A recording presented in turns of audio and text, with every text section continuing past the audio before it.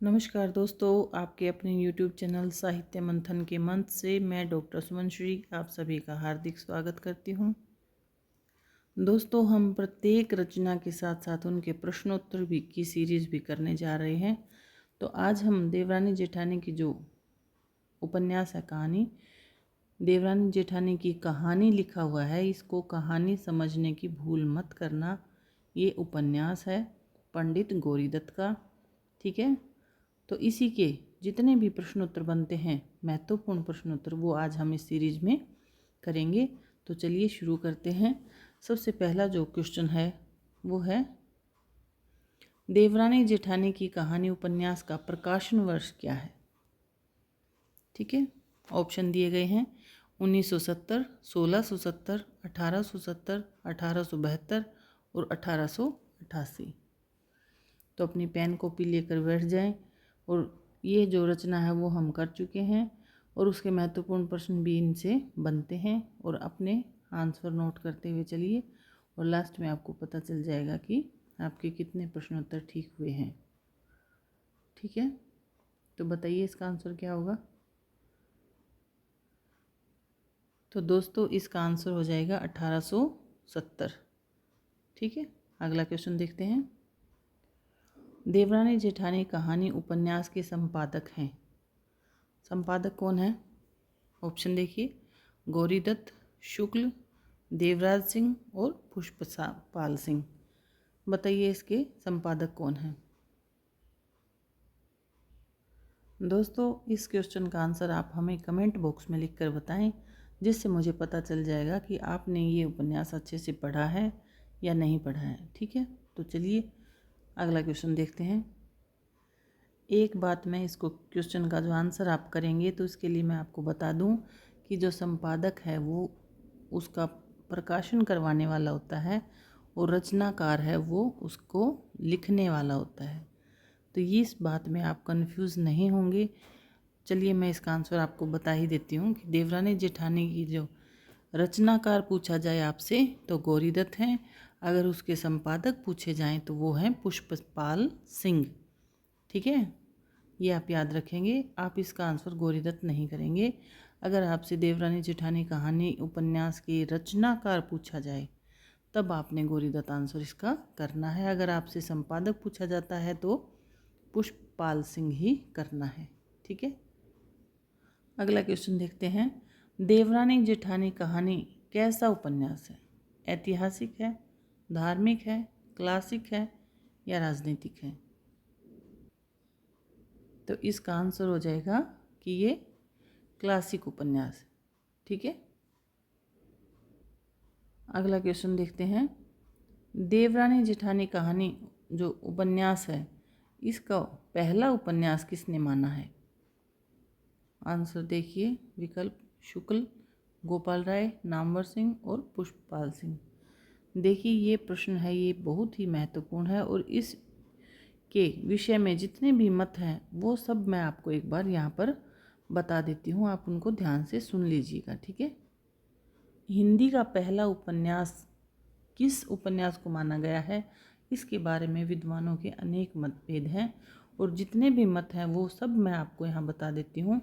हो सकता है आपसे ये ऑप्शन की बजाय वो कुछ और ऑप्शन भी आपको दिए जा सकते हैं, तो उनका आंसर आप आराम से कर पाएंगे।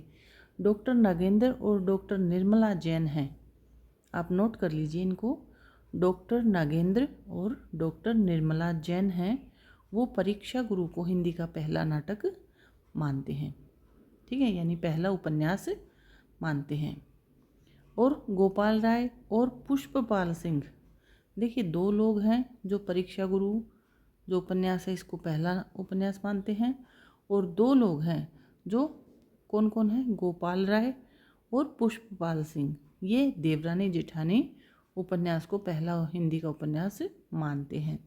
ठीक है, और एक और जो मत है उसके बारे में भी जान लें कि विजय शंकर मल्ल ने श्रद्धाराम फिल्लोरी के भाग्यवती जो 1877 ईस्वी में लिखा गया था उसको हिंदी का पहला उपन्यास माना है।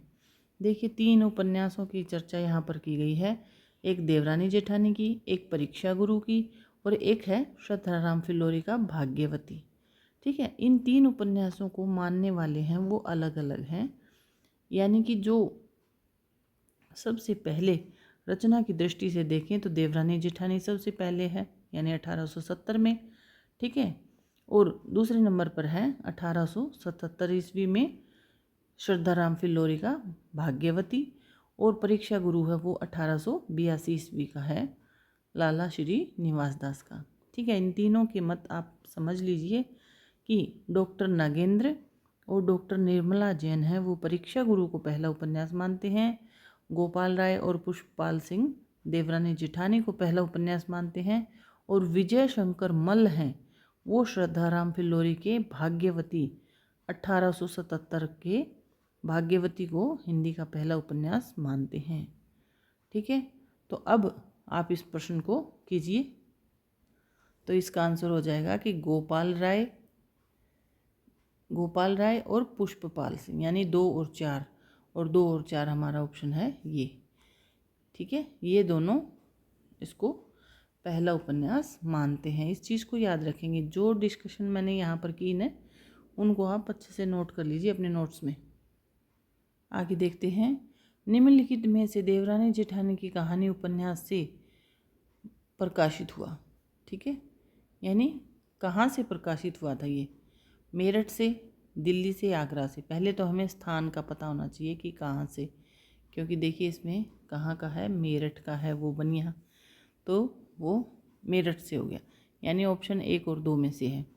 मेरठ के भी ऑप्शन याद रखेंगे कि एक लिथो प्रेस छापाखाना AGI, ठीक है, और लिथो बुक सेंटर, ये 2 ऑप्शन मिलते जुलते से दे रखे हैं, इसलिए इनमें कंफ्यूज नहीं होंगे। इसका आंसर हो जाएगा हमारा पहला, मेरठ के एक लिथो प्रेस छापाखाना AGI से। किससे? AGI, ऐसे भी याद रख लेंगे। ठीक है, यहाँ से, यानी मेरठ का एक लिथो प्रेस छापाखाना था AGI, वहाँ से ये प्रकाशित हुआ था।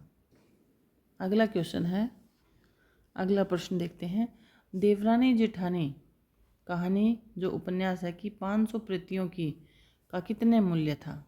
देखिए ऐसे छोटे छोटे जो क्वेश्चन है ना वो भी आपके आजकल आने लगे हैं, तो इसका आंसर हो जाएगा 12 आना। ठीक है, अगला देखते हैं, अगला प्रश्न देखते हैं, देवरानी जेठानी कहानी जो उपन्यास है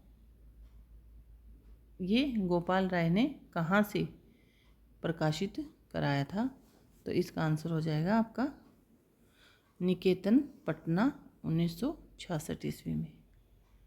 अगला क्वेश्चन देखते हैं, अगला क्वेश्चन है, दया उनकी मुझ पर अधिक वित्त से जो मेरी कहानी पढ़े चित्त से रही भूल, ये सब ये जो पंक्तियां हैं ये इसमें भूमिका में दी गई हैं, और इसमें हो जाएगा इसका आंसर गौरी दत्त, यानी इसके जो रचनाकार हैं गौरी दत्त, उन्होंने ये पंक्तियां कही हैं। अगला क्वेश्चन देखते हैं, अगला क्वेश्चन है, निम्नलिखित में से देवरानी जेठानी की कहानी उपन्यास की में जो वस्तु का जब भाव चढ़ा देखते हैं तो सर्व सुखलाल जी को कितनी दुकानों का माल डाल लेता है? ठीक है, यानी जब भाव चढ़ जाता है तो कितनी दुकानों का माल डाल लेता है?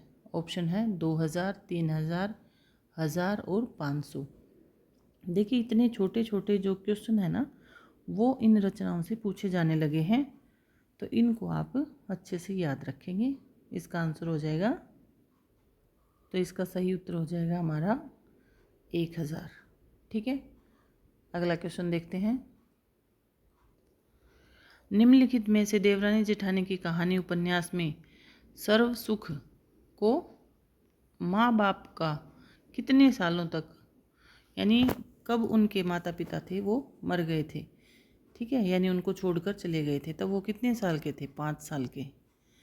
ठीक है, अगला क्वेश्चन देखते हैं, अगला क्वेश्चन है, निम्नलिखित में से देवरानी जेठानी कहानी उपन्यास में जो सर्व सुख के माँ बाप किस बीमारी से मर गए थे? तो इसका आंसर हो जाएगा हमारा हेजे से, यानी उनको हेजा हो गया था। अगला क्वेश्चन देखते हैं, निम्नलिखित में से देवरानी जेठानी कहानी उपन्यास में सर्व सुख के बारे में जो असंगत है वो बताइए। चाचा ने उसको पाला था, ठीक है।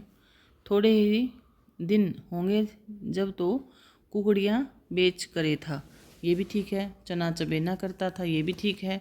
खांचा साइकिल पे लिए गलियों में फिरा करता था, ये भी ठीक है। यानी कि सभी संगत हैं, ये आंसर इसका हो जाएगा। देखिए एक जो क्वेश्चन है इससे हमें 4 बातें पता चल गई हैं कि उनके चाचा ने उनको पाला था, ठीक है, उनके चाचा ने उनको पाला था। और जब तक उसके पास अच्छे से दुकान नहीं थी तब तक वह कुकड़ियाँ बेचा करता था, चना चबेना करा करता था और खांचा साइकिल पर लेकर गलियों में फिरा करता था, ठीक है। तो इसी प्रकार के क्वेश्चन आएंगे, क्योंकि अगर आपने उपन्यास को अच्छे से पढ़ा है तो ही आप ये सारी चीज़ों के ऑप्शन हैं वो आप बता सकते हैं। तो अगला क्वेश्चन देखते हैं। अगला क्वेश्चन है, निम्नलिखित में से देवरानी जेठानी कहानी में सर्व सुख की किसकी दुकान थी, यानी किस चीज़ की दुकान थी। ऑप्शन है इसके जूते, चप्पल, कपड़े और आगे देखते हैं और परचून और कापड़ी। तो आपको पता है कि उनकी किस चीज़ की दुकान थी, परचून की दुकान थी। तो ये ऑप्शन हमारा ठीक हो जाएगा। अगला क्वेश्चन है, देवरानी जेठानी कहानी उपन्यास में जो उसके लड़के और लड़कियां थी उनका बड़े क्रम से बताइए, ठीक है। यानी पहले बड़ा कौन था फिर कौन था, ऐसे आंसर उसने देने हैं। तो इनके सबसे पहले 2 बेटियां थी, ठीक है, 2 बेटियां थी और 2 बेटे थे। तो बेटियों में बड़ी बेटी थी पार्वती और छोटी बेटी थी सुखदेई, यानी 2-3 2-3। दौलत राम बड़ा बेटा था और छोटी लाल उसका छोटा बेटा था, यानी 2-3 2-3 1-4 2-3-1-4 ये ऑप्शन हमारा सही हो जाएगा। तो आप इनके बच्चों के बारे में भी अच्छे से जान लें। आगे देखते हैं। अगला प्रश्न देखते हैं, निम्नलिखित में से देवरानी जेठानी कहानी में कौन कौन से शहरों का, यानी कौन से शहर का नाम नहीं है। तो देखते हैं ऑप्शन। मेरठ, ठीक है, मेरठ के तो वो सर्व सुखलाल बनिया थे ही। दिल्ली में उनकी बेटी की शादी हुई थी, हापुड़ में उनकी दूसरी बेटी की शादी हुई थी और गुड़गांव में उनके बेटे की शादी हुई थी, ठीक है। तो इस प्रकार से एक और शहर का नाम आता है आगरा। अगर अगली बार कभी ऑप्शन में आएगा तो उसको भी याद रखेंगे कि आगरा शहर का नाम भी इस उपन्यास में आता है। तो उसका आंसर हो जाएगा हमारा कि सभी संगत हैं, यानी सभी शहरों के नाम आते हैं। अगला क्वेश्चन देखते हैं कि देवरानी जेठानी कहानी उपन्यास के सुखदेई, जो उनकी बेटी थी सुखदेई, को नागरी पढ़ने के लिए कितने लोंडियों की संख्या बताई गई थी, यानी कि कितनी जो लड़कियां थी वो नागरी पढ़ती थी। तो इसका आंसर हो जाएगा हमारा 5 से 7 जो लड़कियां थी वो नागरी पढ़ती थी। अगला क्वेश्चन देखते हैं, आई हुई लक्ष्मी को घर से बाहर कोई नहीं फेरता और रुपया पैसा तो हाथ पैरों का मैल है। निम्नलिखित में से ये जो कथन है वो किसका है। तो बताइए किसका है। तो ये कथन है उनकी माता जी का। जो सर्व सुखलाल जो बनिया था उनकी जो पत्नी थी और उनकी माँ थी, वो अब उनसे कह रही हैं जब उनके बड़े बेटे की शादी, यानी उनका शादी की बात चलती है तब ये उनसे चर्चा करती हैं, यानी उनकी माता जी का कथन है, ठीक है। आगे देखते हैं।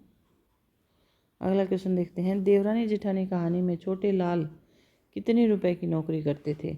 देखिए सबसे पहले वो 15 रुपये की नौकरी करते थे, उसके बाद वो 40 रुपये की नौकरी करने लगे और फिर उनको 60 रुपये नौकरी मिल गई थी, ठीक है।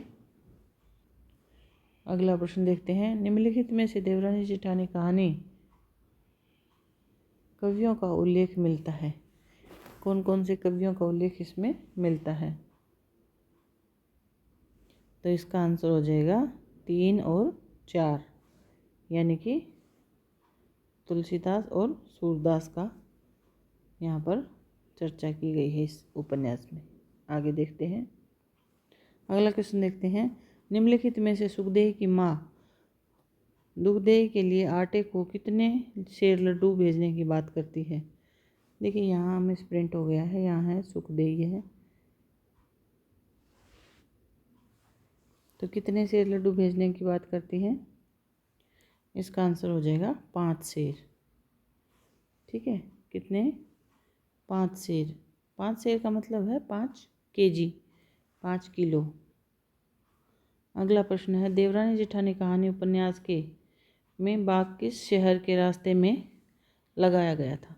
यानी एक बाग लगाया गया था, वो किस शहर के रास्ते में लगाया गया था।